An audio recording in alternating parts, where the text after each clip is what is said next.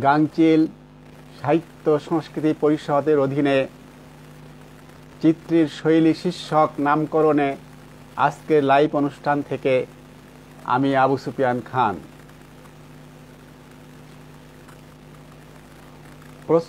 প্রচ্ছবিতে দেখছেন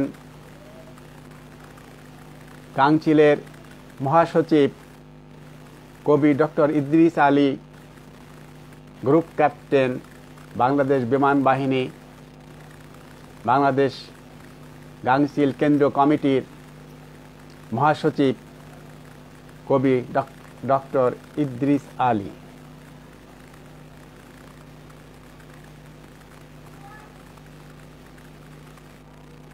আজকে কবিতা নির্মাণ কৌশল নিয়ে আলোচনা।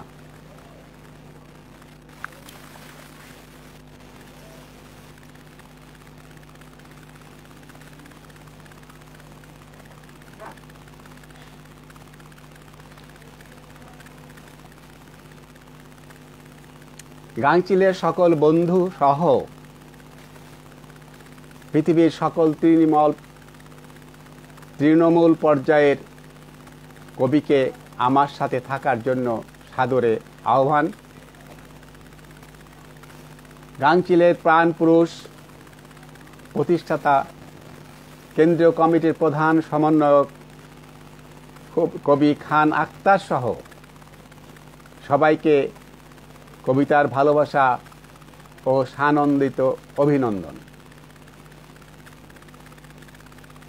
অভিনন্দন জানিয়ে শুরু করছি এখনকার লাইভ অনুষ্ঠান কবিতার নির্মাণ কৌশল, তার উপরে আলোচনা। সবাই আমার সাথে থাকলে কৃতজ্ঞ থাকব। সবাইকে শুভ সন্ধ্যা। আজকের আলোচনার বিষয়বস্তু জানেন যে কবিতার নির্মাণ কৌশল নিয়ে আমি আলোচনা করব। মূলত আমি গত পর্বে কবিতার নির্মাণ কৌশলের উপরে বিস্তারিত পটভূমি সহ আলোচনা করে যে পর্যায়ে এসেছিলাম তার পরবর্তী থেকে শুরু করছি। কবিতা নির্মাণ কৌশলে মূলত ছন্দ, মাত্রা, পর্ব, চাল, বৃত্ত ইত্যাদি নিয়ে কথা বলতে হয়। আমি গত পর্বে বলেছি যে অষ্টাদশ শতাব্দী পর্যন্ত কবিতা শ্রাব্য অবস্থায় ছিল। হাসন রাজা, সিরাজ শাহ, লালন শাহ, মেসের শাহ এরকম যারা ছিলেন, ময়মনসিংহ গীতিকা, এ সমস্ত সবই ছিল শ্রাব্য অবস্থায়। ঊনবিংশ শতাব্দীতে মুদ্রণযন্ত্র প্রতিষ্ঠার পরে কবিতা পুস্তক আকারে বা বই আকারে আমরা পেয়েছি। তখন ছন্দমাত্রার বিষয়টা পরিষ্কার হয়েছে এবং ছন্দমাত্রার বিষয়ে মূলত আগে যে লেখা ছিল সেগুলো অক্ষরবৃত্তে ছিল। যখন মুদ্রণযন্ত্রে মুদ্রিত অবস্থায় প্রকাশ পেতে থাকলো তখন মাত্রাবৃত্ত এবং স্বরবৃত্তের বিস্তার লাভ হলো এবং এই বিস্তার লাভের মধ্যে মূলত অক্ষরবৃত্ত, মাত্রাবৃত্ত, স্বরবৃত্ত এর মধ্যে অক্ষরবৃত্তের প্রাধান্যই ছিল সবচেয়ে বেশি এবং মাত্রাবৃত্ত এবং স্বরবৃত্তের মধ্যে যে পার্থক্য, সেই পার্থক্য নির্ণয় করে দেখা যায় যে অন্তত 10 ভাগ কবিতাই নির্মাণ হয়েছে এই অক্ষরবৃত্তে এবং বাকিগুলো সব মাত্রাবৃত্ত বা স্বরবৃত্তে হয়েছে। সবচেয়ে বেশি কবিতা যেহেতু অক্ষরবৃত্তে হয়েছে সেই জন্য অক্ষরবৃত্তের গুরুত্ব বেশি এবং অধিকাংশ কবিরাই এই অক্ষরবৃত্তে কবিতা রচনা করেছেন। আমরা দেখতে পাই যে অতীতে যে সমস্ত গান এই পুঁথি, জারি, সারি, ভাটিয়ালি, অষ্টযাত্রা, রামায়ণ, পালা গাজীর গান, বচন, প্রবচন, ধোয়া, টপ্পা এসবই ওই অক্ষরবৃত্তেই প্রধানত প্রচলিত ছিল। সবচেয়ে বেশি কবিতা লেখা হয় অক্ষরবৃত্তে। অক্ষরবৃত্ত ছন্দ প্রথম শ্রেণীর ছন্দের শিরোপা পায়। অন্যান্য বৃত্ত থেকে 10 গুণ বেশি কবিতা লেখা হয় অক্ষরবৃত্তে। এই বিষয়ে ছান্দসিক দিলীপ কুমার নির্দেশ করেছেন, বলেছেন যে অক্ষরবৃত্ত ছন্দ এখনো প্রথম শ্রেণীর জীবন্ত ছন্দ।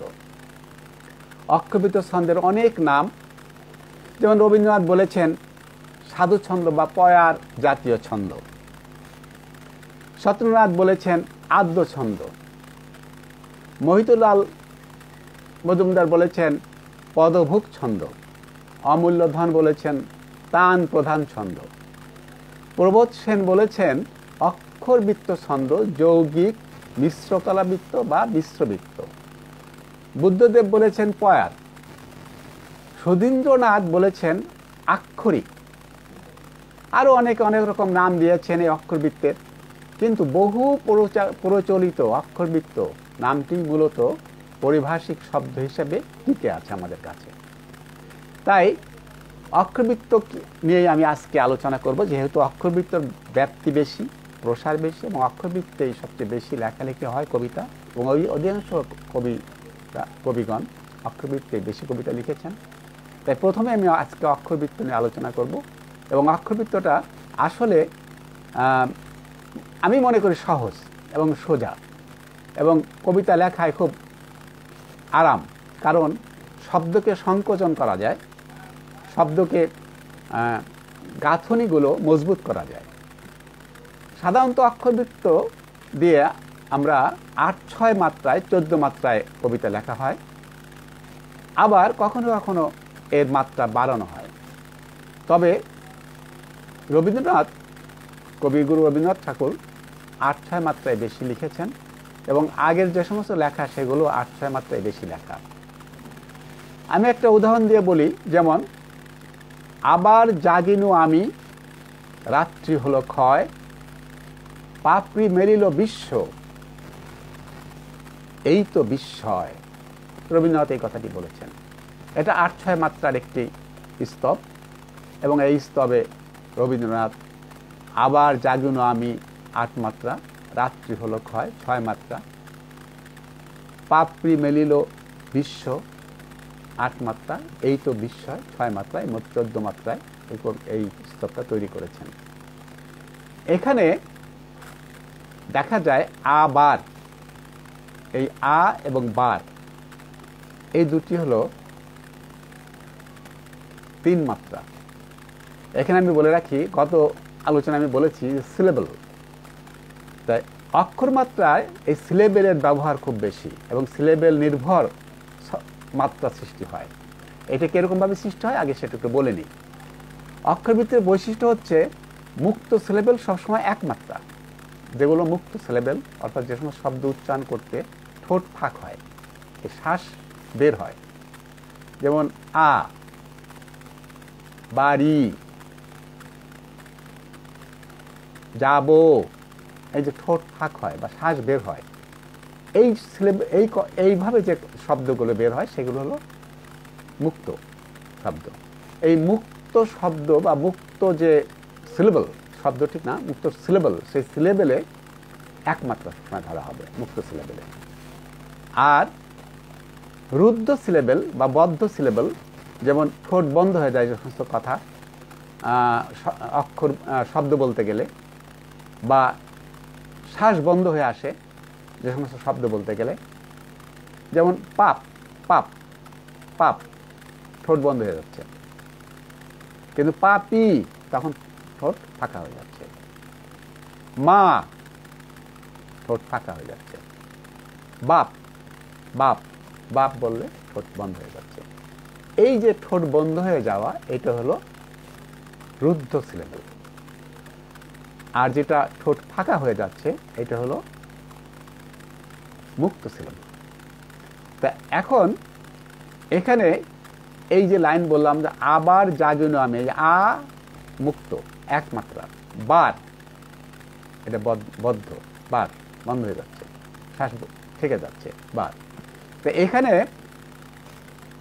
নিয়মটা হলো যে মুক্ত সিলেবল সবসময় এক মাত্রা, কিন্তু শব্দের শেষে যদি বদ্ধ সিলেবল থাকে তাহলে দুই মাত্রা ধরা হবে। তো বার, আ বার, বারটা আর পরে বার, এটা শব্দের শেষে বারটা, এটা বদ্ধ সিলেবল, এটা দুই মাত্রা। তাহলে আ বার এখানে তিন মাত্রা পেয়ে গেলাম। জাগিনু তিনটে মুক্ত সিলেবল, এখানে তিন মাত্রা পেয়ে গেলাম। আমি দুটোই মুক্ত সিলেবল, দুই মাত্রা পেয়ে গেলাম। তাহলে আ বার তিন মাত্রা, জাগিনু তিন মাত্রা, আমি দুই মাত্রা, মোট আট মাত্রা হয়ে গেল। পরের পর্বে রাত্রি, রা এক মাত্রা, ত্রি এক মাত্রা, হ এক মাত্রা, লো হলো, ক্ষয়। এই যে ক্ষয়, এখানে মাত্রাটা হলো যে কোনো শব্দ যদি এককভাবে রুদ্ধ হয়, একটি শব্দ এককভাবে রুদ্ধ হয়ে গেল বা বদ্ধ হয়ে গেল, সেটাকে দুই মাত্রা ধরা হবে। ক্ষয়, ক্ষয় এটা রুদ্ধ হয়ে গেল, বদ্ধ হয়ে গেল, কিন্তু এটা দুই মাত্রা। যেমন এই, এই এটা দুই মাত্রা। এরকম হয়, নয়, এগুলো দুই মাত্রা হবে। তাই এখানে রাত্রি দুই মাত্রা, হলো দুই মাত্রা, ক্ষয় দুই মাত্রা, মোট ছয় মাত্রা। তাহলে ৮ ৬ চালে এই আবার জাগিনু আমি, রাত্রি হলো ক্ষয়, এই লাইনটি লেখা হলো। পাপড়ি মেলিল বিশ্ব ৮ মাত্রা, এই তো বিস্ময় ৬ মাত্রা। ঠিক একইভাবে এই ৮ ৬ মাত্রা দিয়ে এইভাবে আমরা এই কবিতাটা রবীন্দ্রনাথ লিখেছেন, আমরা এইভাবে দেখতে পাই। এখন কি পেলাম এই আলোচনা থেকে? আলোচনাতে পেলাম হলো মুক্ত সিলেবল সবসময় এক মাত্রা, রুদ্ধ সিলেবল শব্দের প্রথমে বা মধ্যে থাকলে এক মাত্রা, শব্দের প্রথমে এবং শব্দের মাঝখানে যদি রুদ্ধ সিলেবল থাকে বা বদ্ধ সিলেবল থাকে তাহলে এক মাত্রা। রুদ্ধ সিলেবল শব্দের শেষে থাকলে দুই মাত্রা, বদ্ধ সিলেবল বা রুদ্ধ সিলেবল শব্দের শেষে থাকলে দুই মাত্রা। একক কোনো শব্দ যদি রুদ্ধ সিলেবল হয় তাহলে সেটা দুই মাত্রা। আমি সিলেবল সম্পর্কে গত পর্বে বলেছি, এই জন্য সিলেবল সম্পর্কে এখন আজকে বলবো না, সিলেবলটা আপনারা জেনে নেবেন যাদের জানার ঘাটতি আছে। তবে সিলেবল হলো শব্দের ক্ষুদ্রতম অংশ, ধ্বনির ক্ষুদ্রতম অংশ। একটা শ্বাসে যে ধ্বনিটা উচ্চারণ করা হয় সেটা হলো একটা সিলেবল। তো এটা সেই হিসাবে এখানে একক কোনো শব্দ যদি রুদ্ধ সিলেবল হয় তাহলে সেটা দুই মাত্রা। এইভাবে বিভিন্ন সময় অক্ষর ছন্দ সাধারণত পূর্ণ পর্ব ৮ বা ১০ মাত্রায় হয়, কিন্তু এখানে বলা যায় যে এই মাত্রা গণনা করতে হলে আমাকে শব্দ চয়ন করতে হবে কিভাবে, শব্দ পেতে হবে কিভাবে। এখানে আপনাকে খেয়াল রাখতে হবে যে অক্ষরবৃত্তের চালে শব্দ সাধারণত জোর মাত্রায় হয় অথবা বিজোরে বিজোর হয়। হয় জোর অথবা ৪ ৪ অথবা ২ ২ অথবা ৩ ৩ ২ বা ৩ ২ ৩, এরকম জোর জোর বা বিজোরে বিজোর। এখানে একটা কথা আছে, এক কবি লিখেছেন বা বলেছেন যে বিজোরে বিজোর গাঁথো, জোরে গাঁথো জোর। অর্থাৎ বিজোরে বিজোর গাঁথতে হবে, আর জোরের সাথে জোর গাঁথলেই শব্দগুলো এই ৮ মাত্রা ৬ মাত্রায় এসে যাবে, অক্ষরবৃত্তে এসে যাবে। এগুলো আপনাদের খেয়াল করে শব্দ বসাতে হবে। অক্ষরবৃত্তের ছন্দে সাধারণত কীর্তিবাস, আলাওল, রবীন্দ্রনাথ, অমিয় চক্রবর্তী, বিষ্ণু দে, সুধীন্দ্রনাথ, শামসুর রহমান, ফরুক আহমেদ, সুনীল গঙ্গোপাধ্যায় এবং বর্তমান অনেক কবি অক্ষরবৃত্তে কবিতা লিখেছেন এবং লিখছেন। সেই হিসাবে অক্ষরবৃত্তের ব্যাপারে আপনারা মনে রাখবেন যে প্রধানত এই তিনটি বিষয়। একটি হলো যে মুক্ত সিলেবল একমাত্রা, শব্দের প্রথমে মধ্যে বদ্ধ সিলেবেল বা রুদ্ধ সিলেবেল এক মাত্রা, এবং রুদ্ধ সিলেবেল শব্দের শেষে থাকলে সেটা 2 মাত্রা, বা একক কোনো শব্দ রুদ্ধ অবস্থায় থাকলে রুদ্ধ সিলেবেল হলে সেটা 2 মাত্রা। এই সূত্রটা বা এই নিয়মটা মনে রাখলে এবং এইটা মেনে শব্দ প্রয়োগ করলেই, শব্দ ব্যবহার করলেই আপনার অক্ষরমাত্রা এসে যাবে। এখন আমি অক্ষরমাত্রার একটা কবিতা পড়ে আমি আপনাদেরকে দেখাচ্ছি যে কবিতা অক্ষরমাত্রায় হয়েছে। কবিতাটা লিখেছেন গাংচিলের স্বনামধন্য কেন্দ্রীয় কমিটির মহাসচিব কবি ডক্টর ইদ্রিস আলী। তার কবিতাটি পড়ে এবার আমি অক্ষরভিত্তিক একটা কবিতা সম্পর্কে ধারণা দেব। তার আগে আমরা কবিকে আর একবার দেখে নেই।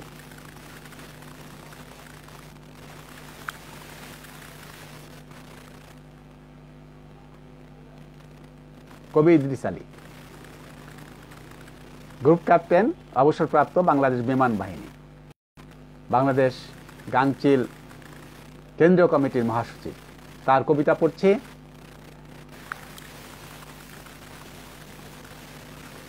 কবিতার নাম আরাধ্য প্রার্থনা।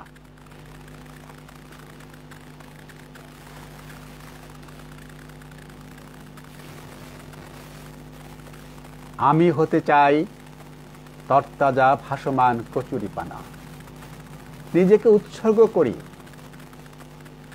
গন্ধহীন সাদা ফুল হয়ে, স্রোতে ভাসমান অথবা জলাবদ্ধ পুকুরে। সোহাগী জ্যোৎস্নার প্রেমিক হতে চাই না আমি, অগ্নিঝরা সূর্যকে চুমো খেতে চাই চৈত্রের দুপুরে। আমি অমাবস্যার রাতের জল হতে চাই, অহংকারী হতে চাই একান্ত আপন মহিমায়, প্রজাপতির রং মাখা জীর্ণ শীর্ণ কুটিরে। আমি উজ্জ্বল ঝাড়বাতি হয়ে আলো ঝরাতে চাই না রাজপ্রাসাদের কোনো প্রমোদ ঘরে। মৃত্যুকে আলিঙ্গন করব বিধুর ঘুমের ঘোরে, সব যাত্রায় কামনা করি না অগণিত ভক্তের ভিড়ে। চাই না গুনতে অবারিত সূর্যের আলোক রশ্মি, আমি ক্লান্ত চাঁদের মতো হারিয়ে যেতে চাই। কপালে চাই না কোনো প্রিয়ার কোমল স্পর্শ, সততায় ডুবে গেলেও আশা জেগে থাকে, খুঁজিবার জন্য হয়তো কেউ কাছে আসে। লোভে পচে গেলে তুমি শুধু গন্ধ ছড়াবে, কেউ যাবে না তোমার ধারের কাছে। বৃক্ষের সব সবুজ পাতা একদিন যাবে ঝরে, পর্বত সম নিত্য বৈভব সবকিছু রবে পড়ে। পর্বত সম নিত্য বৈভব সবকিছু রবে পড়ে। এটা একটি অক্ষরবৃত্তের কবিতা, সুন্দর লিখেছেন কবি ডক্টর ইদ্রিস আলী। হ্যাঁ, আমি এবার একটু তাকাই যারা আমার সাথে আছেন তাদের দিকে। দেখছি রাজশাহী থেকে গাংচিলের কবি নাজরিন আক্তার আছেন, গাংচিলের মহাসচিব ইদ্রিস আলী, কবি ইদ্রিস আলী। ধন্যবাদ কবি ইদ্রিস আলী, ইদ্রিস ভাই আমার সাথে থাকার জন্য। আছেন গাংচিলের আর এক কবি মলয় বাগচি। এছাড়া আরও অনেককেই দেখছি। সবাইকে আমার কবিতার ভালোবাসা, শুভ সন্ধ্যা। ভালো থাকুন, সাথে থাকুন। এবার আমরা ওনার কবিতাটা দেখে নেই, কবিতাটা কিরকম হয়েছে।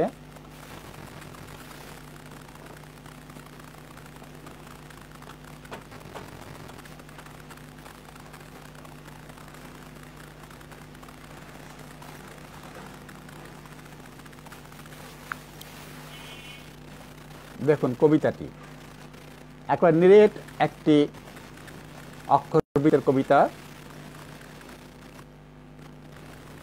খুব সুন্দরভাবে নির্মাণ করেছেন, খুবই সুন্দর নির্মাণ হয়েছে। দেখুন প্রথমে থেকে বলি, আমি 2 মাত্রা, হতে 2 মাত্রা, চাই 2 মাত্রা। যেহেতু চাই যদিও বদ্ধ, কিন্তু এই যে বললাম অক্ষরবৃত্তের বদ্ধ শব্দ 2 মাত্রা হয়, তাহলে 6 মাত্রা। তর তাজা 3 মাত্রা, 4 মাত্রা। এখানে 10 মাত্রায় লিখেছেন উনি, সোজা হিসাব করে বের করে ফেলানো গেল। ভাসমান 4 মাত্রা, কচুরি পানা 4 মাত্রা, 8 মাত্রা। 10 আর হলো 4, 10 আর 4 4 8, তাহলে 10 আর 8 18 মাত্রায় উনি কবিতাটা লিখেছেন।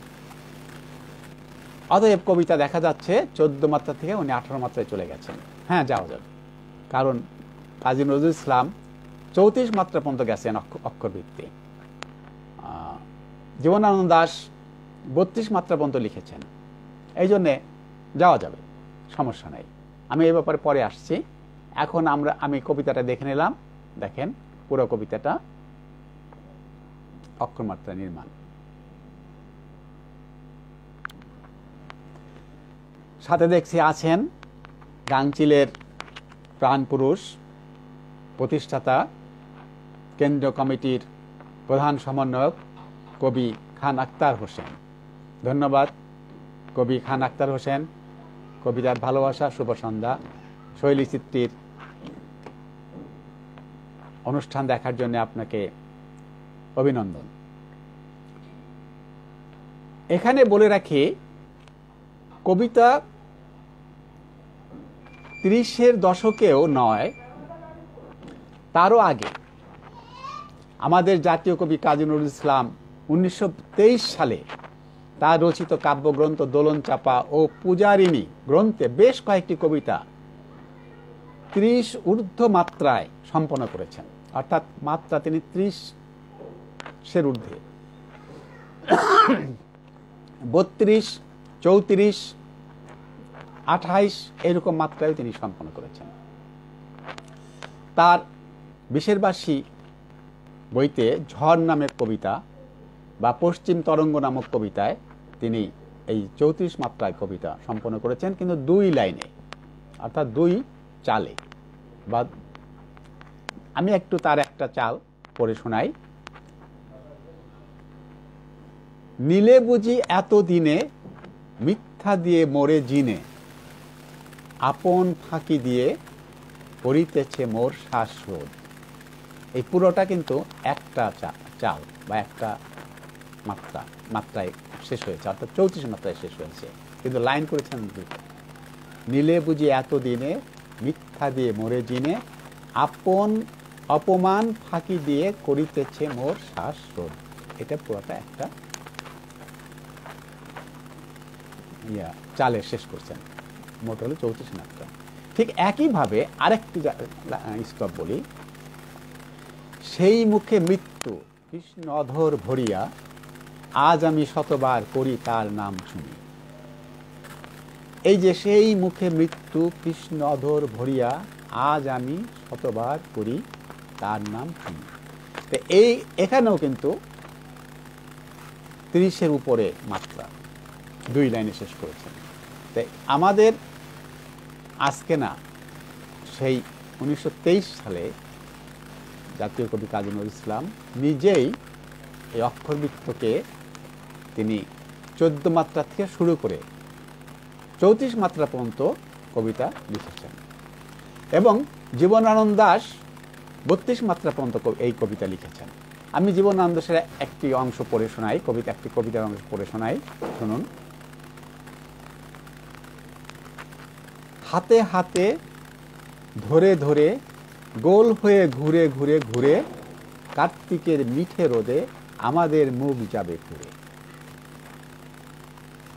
ফলন্ত ধানের গন্ধে রঙে তার স্বাদে তার ভরে যাবে আমাদের সকলের দেহ, রাগ কেহ করিবে না, আমাদের দেহ হিংসা করিবে না কেহ। আমাদের অবসর বেশি নয়, ভালোবাসা আহ্লাদের অলস সময়, আমাদের সকলের আগে শেষ হয়, দূরের নদীর মতো সুর তুলে অন্য এক ঘ্রাণ অবসাদ। আমাদের ডেকে লয়, তুলে লয় আমাদের ক্লান্ত মাখা অবসন্ন হাত। এই কবিতাটায়, এই স্তবে কবি জীবনানন্দ দাশ 32 মাত্রা নিয়েছেন। একটি লাইন আমি দেখাই, দেখেন।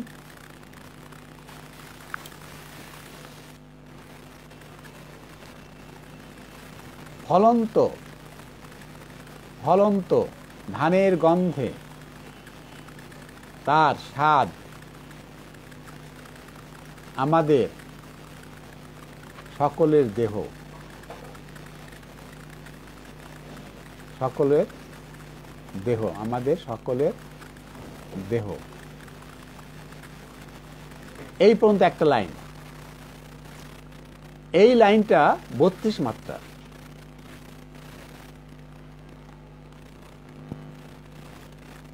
এখানে বোঝা যায় যে কবি ছন্দকে ইচ্ছা মতো ব্যবহার করেছেন। অর্থাৎ তিনি ইচ্ছা করলে 32 মাত্রা, 14 মাত্রা বা 22 মাত্রা বা 18 মাত্রা, যে কোনো মাত্রায় লিখতে পারেন।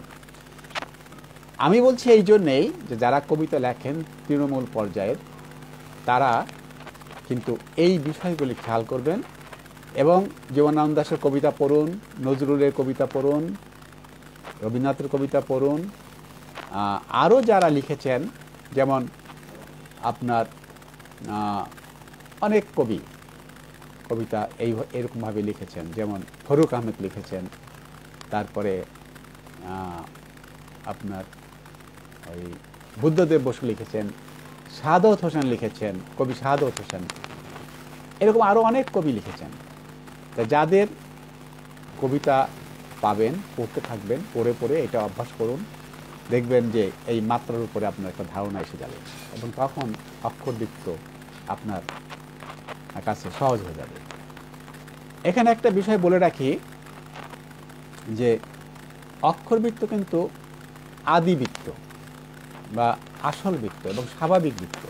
সে কারণে এটা কবিতা লেখা সহজ হবে এবং সহজ।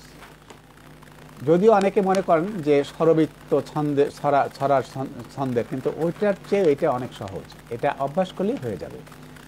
এবার আমি একটা জিনিস বলবো, সেটা হলো যে যারা কবিতা লেখেন তাদেরকে কিন্তু কবিতা পড়তে হবে, এই ধরনের কবিতা পড়তে হবে এবং এই অক্ষরবৃত্তের কবিতা চিনে চিনে পড়তে হবে। চিনে চিনে পড়লেই তারা পারবেন লিখতে এবং এই বৃত্ত যখন আপনার হাতের মুঠোয় চলে আসবে তখন আপনি বৃত্তকে ভাঙতে পারবেন, আপনি এটাকে মুক্ত করতে পারবেন। অর্থাৎ অক্ষরবৃত্তকে মুক্তকে নিয়ে যাবেন, মিশ্র বৃত্তে নিয়ে যাবেন, বা পয়ের থেকে আপনার ওই চতুর্দশপদী বা 18 মাত্রা বা 32 মাত্রা, যে কোনো মাত্রায় আপনার নিয়ে চলে যেতে পারবেন। সেই জন্য আপনাকে পড়তে হবে প্রচুর, এবং জীবনানন্দ দাশ সেটা করেছেন, সাদত হোসেন সেটা করেছেন এবং বুদ্ধদেব বসু করেছেন। এখনকার কবিরাও অনেকে করে থাকেন, কিন্তু সমস্যা হলো পরে দেখা যায় যে মাত্রা ঠিক থাকছে না, বৃত্ত ঠিক থাকছে না, কিন্তু লিখে যাচ্ছেন। তাই এই যে মাত্রা বৃত্ত ঠিক রেখে যখন লিখবেন তখন কিন্তু কবিতাটা প্রকৃতপক্ষে নির্মাণ হবে। এটা আমি আবারও বললাম যে কবিতা নির্মাণ হবে। এবার আমরা আরেকটি অক্ষরবৃত্তের কবিতা পড়ি। এই কবিতা লিখেছেন আমাদের এই গাংচিলের প্রাণপুরুষ, গাংচিলের কেন্দ্রীয় কমিটির প্রধান সমন্বয়ক কবি খান আক্তার হোসেন। এবার তার কবিতাটা পড়ব। তার আগে আবার দেখছি যে কে কে আছেন। দেখছি মকবুল হোসেন, বকুল ভাই আছেন আমার সাথে। ধন্যবাদ বকুল ভাই, এই সন্ধ্যার সময় আমার সাথে যুক্ত হয়েছেন, আমার সাথে আছেন, আপনাকে অভিনন্দন। সাথে থাকুন। এখন আমরা একটু দেখে নেই আমাদের গাংচিলের প্রাণ পুরুষ আক্তার ভাইকে।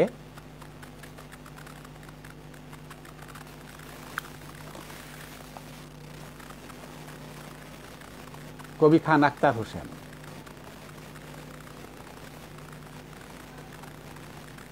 এবার তার কবিতাটা পড়ছি। কবি খান আক্তার হোসেন তিনি সুন্দর একটা কবিতা লিখেছেন, কবিতাটি অক্ষরবৃত্তে। কবিতার নাম সময়ের দাবি।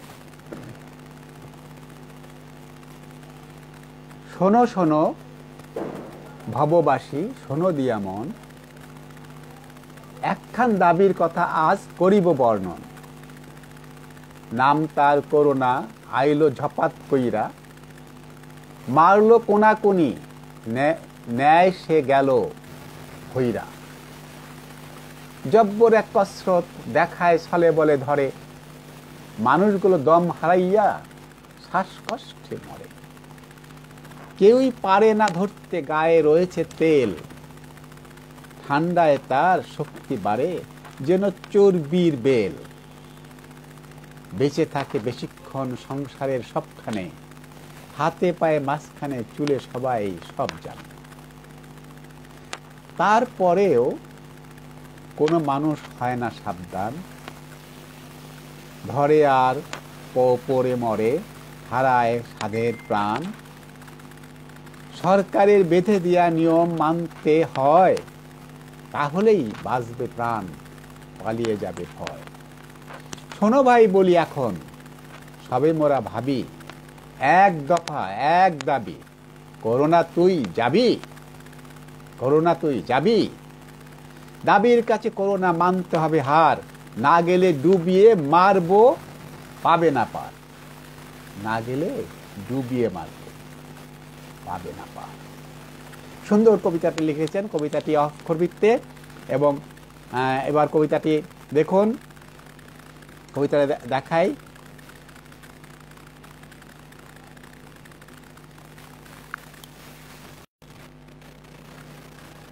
সময়ের দাবি, খান আখতার হোসেন। কবিতাটি দেখুন, অক্ষরবৃত্ত।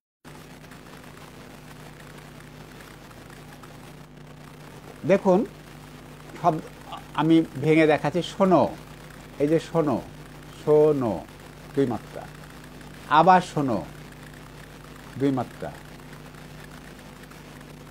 ভাব বাসি, শোনো ভববাসী, ভববাসী শোনো দিয়া মন। এই 2 2 4 4 8 8 হলো দিকে 6, শোনো দিয়া মন 6 মাত্রা, 8 6 মাত্রায় 14 মাত্রার কবিতা লিখেছেন। প্রথম লাইনটি হিসাব করলে বোঝা যায় পরবর্তী লাইনগুলো কেমন হবে। একখান দাবির কথা আজ 8 মাত্রা, করিব বর্ণন 6 মাত্রা। 2 লাইন হিসাব করলাম, একখান দাবির কথা, এই যে বর্ণন, এটা 8 6 মাত্রায় লেখা। এই যে 8 6 মাত্রা লেখা, এখানে আমরা পেয়ে গেলাম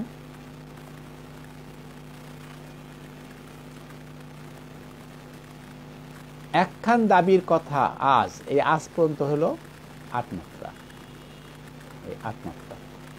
করিব, করিব বর্ণন, এটা 6 মাত্রা। ঠিক একইভাবে শোনো শোনো ভববাসী 8 মাত্রা।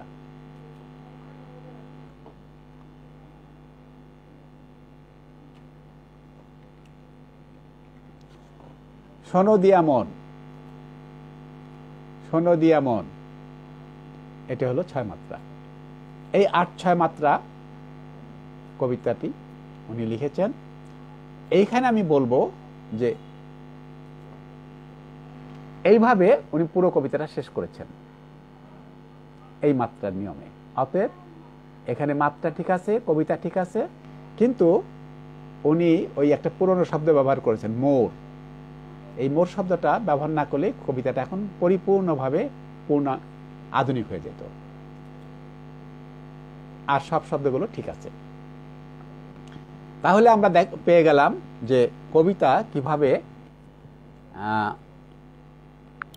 মাত্রায় আমরা পেতে পারি, এবং মাত্রা পেয়ে গেলাম। এই ক্ষেত্রে আমি বলবো যে আপনারা যারা কবিতা লিখছেন তাদেরকে এই বিষয়গুলি খেয়াল রাখতে হবে। খেয়াল রেখে আপনারা যদি কবিতা নির্মাণ করেন তাহলে কবিতার মাত্রা, পর্ব, ছন্দ সব ঠিক থাকবে। হ্যাঁ, আমি দেখছি আমার আরেক ভাই ফরিদপুর থেকে, ফরিদপুরের কবি শফিক ইসলাম, উনি ভালো লেখেন, ভালো কবিতা লেখেন, যদিও উনি দীর্ঘদিন যাবৎ লিখছেন। আমি মনে করি আমার সাথে থাকার জন্য তাকে আমি অভিনন্দন জানাচ্ছি। শুভ সন্ধ্যা শফিক ভাই, ভালো থাকেন। আমি দেখছি সাইফুল ইসলাম, সে বনাইন থেকে আমার সাথে আছে, আরও আছে অনেকে। যাই হোক, যারা দেখছেন আমার এই অনুষ্ঠান, আমার মনে হয় তৃণমূল পর্যায়ের যে সমস্ত কবি সাহিত্যিক আছেন তাদের জন্য আমি এই অনুষ্ঠানটা করে থাকি। যারা কবি হিসাবে প্রতিষ্ঠা লাভ করে ফেলেছেন তাদের কথা ভিন্ন, যারা কবি হিসাবে নিজেদের অবস্থান তৈরি করে ফেলেছেন তাদের কথা ভিন্ন। কিন্তু যারা কবিতা লিখছেন বা শুরু করেছেন বা কবিতা লিখে চর্চা করছেন, কবিতার কবি হতে চান, তাদেরকে এই ছন্দমাত্রা, পর্ব বা বৃত্তায়ন এগুলো জানতে হবে। তা আজকে মূলত আমি বৃত্তায়ন সম্পর্কে বললাম, অক্ষরবৃত্ত। আপনারা এরপরে পরবর্তীতে আরও পর্যায়ক্রমে এক এক পর্বে এক একটি বৃত্ত সম্পর্কে আমি বলবো। আজকে অক্ষরবৃত্ত বললাম, আগামী পর্বে মাত্রাবৃত্তের উপর আলোচনা করব। আপনাদের যাদের লেখা কবিতা আমার এখানে দেখানোর ইচ্ছা রাখেন বা আমি দেখাতে পারি বা পড়তে পারি ইচ্ছা রাখেন, তারা কবিতা পাঠাবেন আমার ইনবক্সে। আমি তাদের কবিতা এখানে বিশ্লেষণ করে, মাত্রাবৃত্ত বিশ্লেষণ করে যেমন দেখালাম এরকম দেখায়ে আমি প্রচার করব বা প্রকাশ করব। অনুগ্রহ করে আমার ইনবক্সে খালি কবিতাটা পাঠালেই হবে। তবে আগামী পর্বে মাত্রাবৃত্ত নিয়ে আলোচনা করব, মাত্রাবৃত্তের কবিতা পাঠাবেন। এখন কবিতা পাঠালে মাত্রাবৃত্তের উপর কবিতা পাঠাবেন, তাহলে আমি আগামী পর্বে মাত্রাবৃত্তের কবিতা বিশ্লেষণ করে আপনাদের কাছে উপস্থাপন করব। কবি বন্ধুরা সবাই ভালো থাকুন, সুস্থ থাকুন। আমরা দেখি আবার গাংচিল আমরা কারা আছি দেখি, দেখেন আমরা যারা গাংচিলে আছি এই সবাইকে একটু দেখাই। এই যে আমরা সবাই গাংচিলের মানুষ, আমরা গাংচিলের সাথে আছি। সবাইকে শুভরাত্রি। ত্রিদীপ মল্লিক দেখছি, ত্রিদীপ মল্লিক উনি সবসময় থাকেন, লাইক কমেন্ট করেন। শুভরাত্রি, অভিনন্দন ত্রিদীপ মল্লিক। আমার সাথে আরও অনেকে আছেন, সবাইকে আমার অভিনন্দন, কবিতার ভালোবাসা। সবাই আমার সাথে থাকবেন।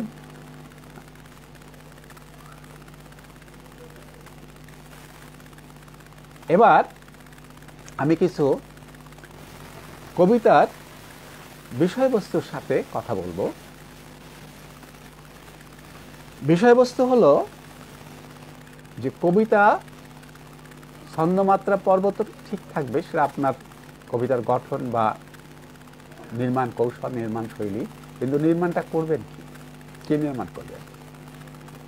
আপনি কি সেই ব্রিটিশ পিরিয়ডের সময়কার চুন সুরকি দিয়ে বিল্ডিং করবেন, না আধুনিক এই সময়ের রড সিমেন্ট দিয়ে 140 টাকা 50 তলা এরকম বিল্ডিং যে করা হচ্ছে, এই যে পদ্মা ব্রিজ হচ্ছে, এরকম ব্রিজের মতো শক্তিশালী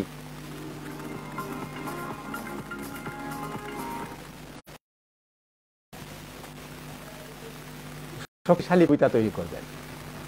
তো এই কবিতা তৈরি করতে হলে আপনাকে কিন্তু অবশ্যই কবিতার রূপ পাল্টাতে হবে, বাক বদলাতে হবে, কবিতার ধরন পাল্টাতে হবে। বর্তমান সময়ের যে কবিতা হবে সেইটা মনে রাখতে হবে যে আপনি যদি সেই রবীন্দ্রনাথ পড়ছেন বলে রবীন্দ্রনাথের মতো কবিতা লিখবেন, আপনি জসিমউদ্দিন পড়ছেন বলে জসিমউদ্দিনের মতো কবিতা লিখবেন, আপনি নজরুল পড়ছেন বলে নজরুলের মতো কবিতা লিখবেন, তাহলেই কবিতার রূপ পাল্টালো না।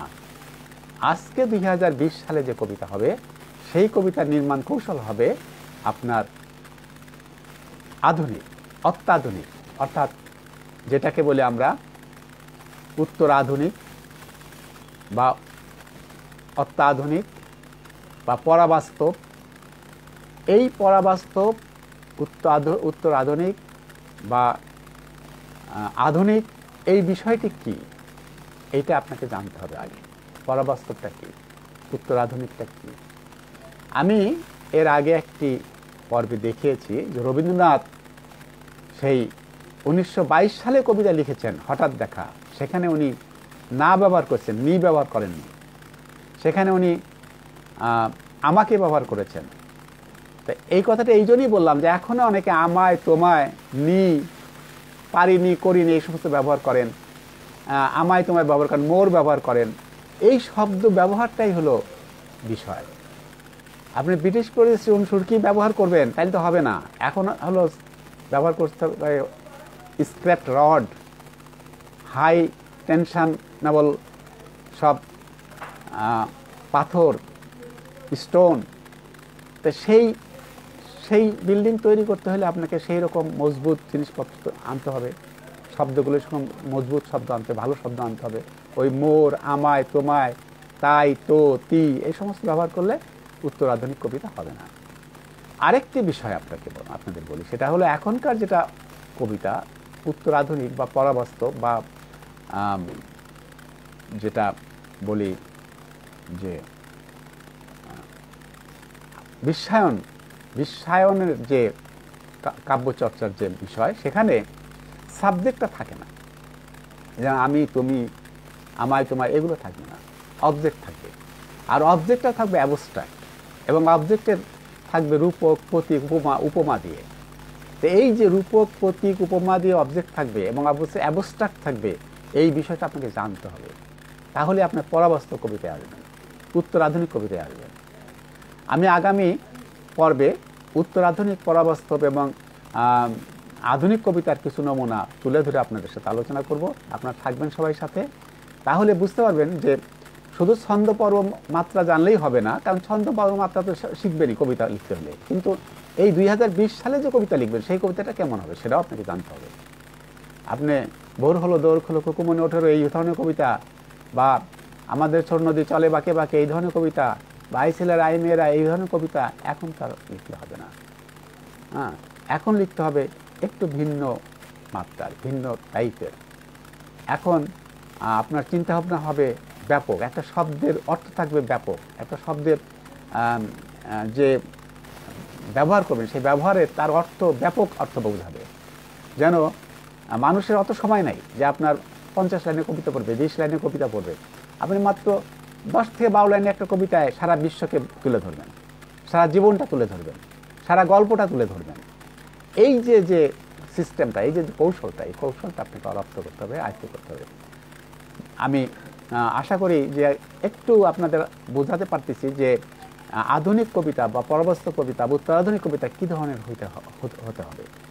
আধুনিক বলতে আমরা এখন যা লিখবো সেটাই আধুনিক, কারণ এখনকার যা সেটাই তো আধুনিক। যেমন এখন এই যে করোনার উপরে, করোনার যে মহামারীতে আমাদের কি ক্ষতি হচ্ছে, কি ভালো হচ্ছে, কি মন্দ হচ্ছে, কি সমস্যা হচ্ছে, স্কুল কলেজ বন্ধ, লেখাপড়া ব্যাঘাত হচ্ছে, আমাদের ব্যবসা বাণিজ্যে ব্যাঘাত হচ্ছে, জীবন প্রবাহ থেমে যাচ্ছে, এইগুলো নিয়ে যে এটা লিখছেন, এটা বর্তমান সময়কে ধরে রাখার জন্য, সময়কে তোলার জন্যে বা এটাকে নির্মাণ করার জন্য আধুনিক কবিতা।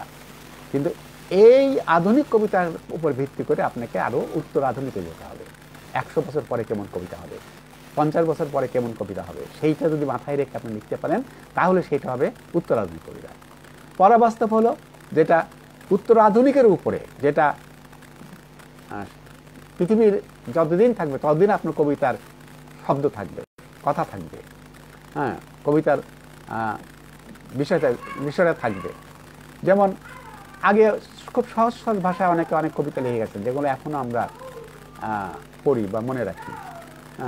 যেমন সেই সমস্ত কবিতাগুলো যেমন সহজ ভাষায় লিখে গেছেন, কিন্তু এখনও আমরা পড়ি বা মনে রাখি, বা আমাদের মাথায় সেগুলো এখনও থাকে, বা আমরা কথায় কথায় সেগুলো আমরা উক্তি হিসেবে ব্যবহার করি। তো ওইগুলো কিন্তু চিরস্থায়ী বা চিরন্তন। তো এই চিরন্তন করতে হলে কবিতাকে আপনাকে নতুন করে ভাবতে হবে, নতুন করে চিন্তা করতে হবে। তো এই জন্যে কবিতার ভাষা বা কবিতার বিষয় আপনাকে সবসময় আধুনিক চিন্তাভাবনা নিয়ে লিখতে হবে। আমি দেখছি এখানে আমাদের কবি, কাউন্সিলের কবি নাসিমা বানু করিম আছেন। নাসিমা বানু করিম অনেক বই লিখেছেন, অনেক ভালো ভালো কবিতা লেখেন। উনি ইদানিং লাইভের কিছু অনুষ্ঠানও করছেন দেখছি, ভালোই বলেন। তাকে আমার অভিনন্দন, শুভ সন্ধ্যা। দেখছি রাবিয়া বশ্রী বর্ণা, হ্যাঁ রাবিয়া বশ্রী বর্ণা ভালো লেখেন, আপনার লেখার জন্য পড়ি, সুন্দর লেখেন। আপনি লিখে যান, আপনি কবি হতে পারবেন, আপনাকে অভিনন্দন। নাসিম আপাকে আমার বিশেষভাবে একটি অভিনন্দন জানাই যে উনি ইদানিং লাইভ করছেন, সেই জন্য তাকে আমার অভিনন্দন। আশা করি উত্তর চাই ভাই, কি প্রশ্ন করলেন বলেন। উত্তর, পুরাণ এর ভিত্তি করে নতুন সৃষ্টি, হ্যাঁ পুরাতন ভিত্তি করে নতুন সৃষ্টি করবেন, কিন্তু পুরাতন ভিত্তিটা কি হবে? ভিত্তিটা হবে পড়া লেখা, আপনার পাঠ অভিজ্ঞতা, কিন্তু সৃষ্টি করতে হবে নতুন করে। আপনার রবীন্দ্রনাথ সবই পড়তে হবে, নজরুল সব পড়তে হবে, জসিমউদ্দিন সব পড়তে হবে, কিন্তু তাই বলে জসিমউদ্দিন মতো কবিতা লিখলে এখন হবে না, নজরুলের মতো কবিতা লিখলে এখন হবে না। পড়তে হবে আপনার সব সব, সেই খনার বসন্তে শুরু করে এই 2020 সাল পর্যন্ত যত কবিতা লিখতেছে, যত যারা যা লিখতেছেন সবই পড়বেন, সব পড়ে তারপর নতুন করে আপনি নিজে সৃষ্টি করবেন, নিজের একটা গণ্ডি তৈরি করবেন, নিজের মতো করে একটা সার্কেল তৈরি করবেন। সেই সার্কেল, সেই বৃত্ত, সেই বৃত্তায়ন হবে আপনার কবিতার একটি। যেমন শামসুর রহমান লিখে গেছেন, তার একটা বৃত্তায়ন করে গেছেন, যে তিনি এক শব্দ বারবার ব্যবহার করেছেন, স্বাধীনতা তুমি, স্বাধীনতা তুমি। সৈয়দ হক উনি ওইভাবেই লিখে গেছেন, আরও অনেকে লিখেছেন। ওই সময় একটা বৃত্তায়ন ছিল, ওই সময় একটা সার্কেল ছিল, ওই সময় একটা লেখার পদ্ধতি ছিল। এখন আবার সেটা পরিবর্তন হচ্ছে, এখন আবার অন্যভাবে যাচ্ছে। এই অন্যভাবটা কি সেটা আপনাকে চিনতে হবে। আমি দেখছি আরিফুজ্জামান আরিফ, হ্যাঁ চমৎকার বলেছেন। আলোচনা চমৎকার হচ্ছে কেন তা আমি জানি না, তবে আপনারা বলছেন চমৎকার, এই জন্যই আপনাকে ধন্যবাদ এবং আমার অভিনন্দন। বর্তমান প্রেক্ষাপটে খুবই গুরুত্ব বহন করে আপনার এই লাইভ অনুষ্ঠানটি, শ্রদ্ধেয় কবি। ধন্যবাদ সিরাজুল, হ্যাঁ আপনাকেও ধন্যবাদ। আপনি একজন অভিজ্ঞ এবং সুদক্ষ জ্ঞানী ব্যক্তি, আমি আপনার সম্পর্কে জানি, আপনার লেখা পড়ি এবং আপনার বিষয়ে আমার ভালো একটা ধারণা আছে। আপনি খুব অভিজ্ঞ এবং খুব স্বনামধন্য ব্যক্তি। ধন্যবাদ আপনাকে, অভিনন্দন আমার। আরও একটু কথা বলি, সেটা হলো যে আমরা 2020 সালে কিন্তু বসবাস করতেছি। এই 2020 সালকে আমি সবসময় বলি একটা কথা, যে 2020 সাল, এরপরে ধরেন আরেকটা যুগ আসবে, আরেকটা পরিবর্তন হবে, পৃথিবী এইভাবে থাকবে না, পরিবর্তন হচ্ছে, পরিবর্তন হতে থাকবে। এই পরিবর্তন এবং পরিবর্ধনের ভিতর দিয়ে যে আমাদের কবিতার অনুশীলন, কবিতার বিষয়টা, এটা আমাদের কিন্তু পড়ে শিখতে হবে, জেনে শিখতে হবে।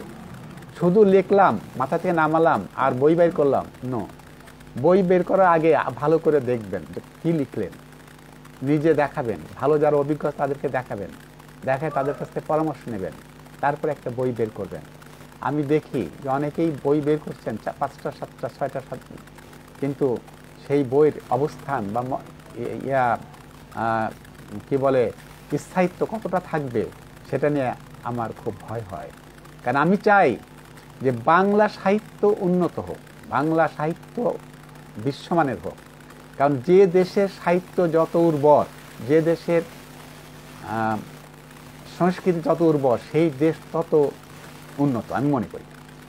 ওই 20 তলা 30 তলা বিল্ডিং, চওড়া চওড়া রাস্তা, বিশাল বিশাল বাড়িঘর, প্রাসাদ সমান সব বিলাসিতা, আর জীবন মান বিষাদে ভরে যাচ্ছে, সাহিত্য সংস্কৃতি উন্নতি নাই, অবক্ষয়ের দিকে যাচ্ছে। এই যে ধর্ষণ, এই যে অবক্ষয়, এই যে বিভিন্ন সামাজিক প্রতিবন্ধকতা, এগুলো কেন থাকবে? সাহিত্য যদি, সংস্কৃতি যদি দেশের উন্নয়নের ধাপ হতে পারে, তাহলে সেই ধাপটাকে আপনারা তুলে ধরেন, ধাপটাকে আপনারা জাগ্রত করেন, দেখবেন যে দেশের সাহিত্য যত উন্নত সেই দেশ তত উন্নত আমি মনে করি। সেই হিসেবে উন্নত সাহিত্য, উর্বর সাহিত্য রচনা করেন এবং সেই উর্বর সাহিত্যের জন্য গাংচিল আছে। গাংচিলের সহযোগিতা নেন। আমাদের গাংচিলের স্বনামধন্য কবি খান আখতার সাহেব, আখতার ভাই, তার প্রাণপণ চেষ্টা দিয়ে, প্রাণপণ সাধনা দিয়ে তিনি এই প্রতিষ্ঠানটি সারা বিশ্বে প্রচার করেছেন, সারা বিশ্বে এর পাখা মেলেছেন, সারা বিশ্বেতে গণসংযোগ করেছেন এবং শাখা প্রশাখা নির্মাণ করেছেন, তৈরি করেছেন। সব জায়গায় তার এখন শাখা প্রশাখা মোটামুটি আছে।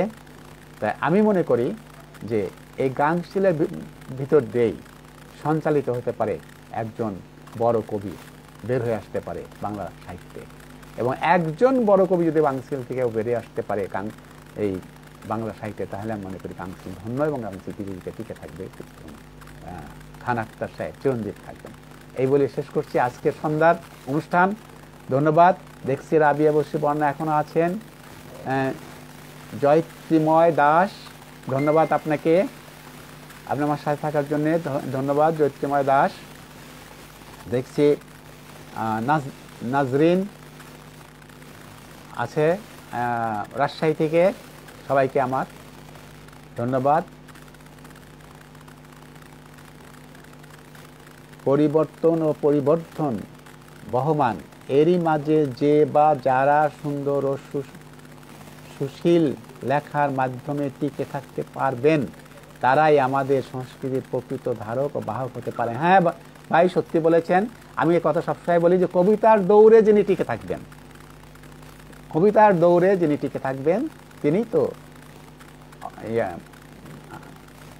থাকবেন। আর যুগে যুগে কবিতা, অনেক কবি এসেছেন, কিন্তু টিকে থাকার মতো কবি এখনো আমরা দেখি 2-4 জন হাতে গোনা। সেজন্যই আপনাকে প্রথমে মনে রাখতে হবে যে কবি হিসাবে টিকে থাকতে হবে আমাকে, সেইভাবে লিখবেন, সেইভাবে আপনারা সব কিছু করবেন। ধন্যবাদ সবাইকে। আমি এবার শেষ করব। পরিশেষে আবারও বলছি যে গাংচিলের সকল কবি, সাহিত্যিক, সকল শুভানুধ্যায়ী সবাইকে আমার আজকের লাইফের অভিনন্দন, শুভরাত্রি, ধন্যবাদ।